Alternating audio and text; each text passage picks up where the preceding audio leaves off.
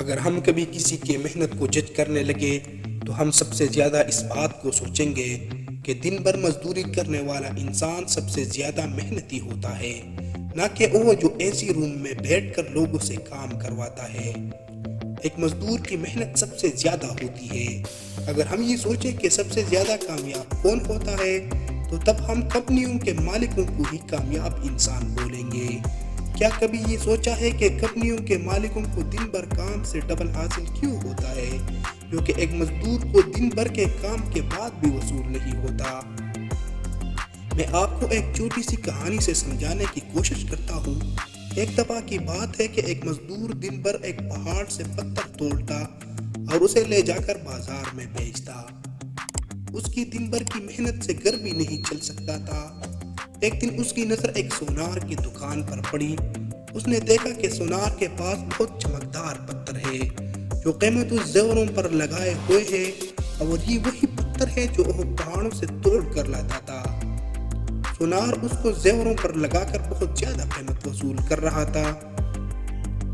مزدور سونار کے پاس گیا اور کہا کہ میں دن بھر محنت کر کے پتھر توڑ کر لاتا ہوں، مگر مجھے اتنے کم پیسے ملتے ہیں، اس سے میرا گزارا تک نہیں ہوتا، اور تم اے سی کے کمرے میں بیٹھ کر ان کو تراش کر لاکھوں روپے کماتے ہو۔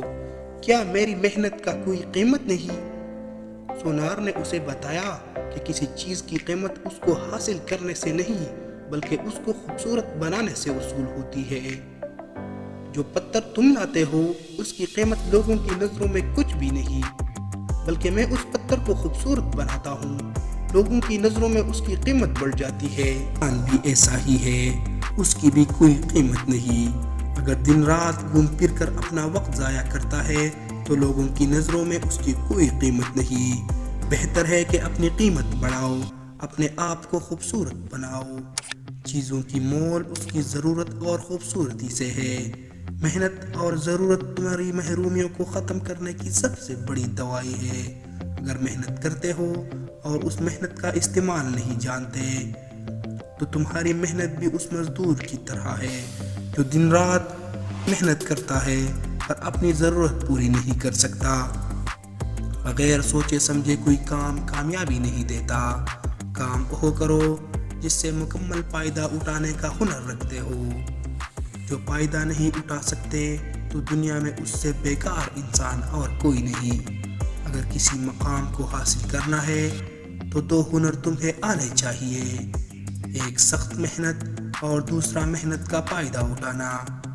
کچھ لوگ بہت محنت کرتے ہیں اور کچھ لوگ پلاننگ بہت کرتے ہیں، اور جو لوگ محنت اور پلاننگ دونوں کے ساتھ کام کرتے ہیں کامیاب وہی ہوتے ہیں۔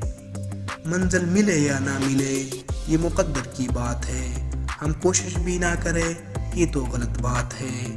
اگر محنت کے بعد بھی کامیاب نہیں ملتی تو ہمت مت ہارو، محنت ہمیشہ ضائع نہیں جاتی۔ زندگی میں اگر منزل پانی ہے تو پھر طریقے بدلو، ارادے نہیں۔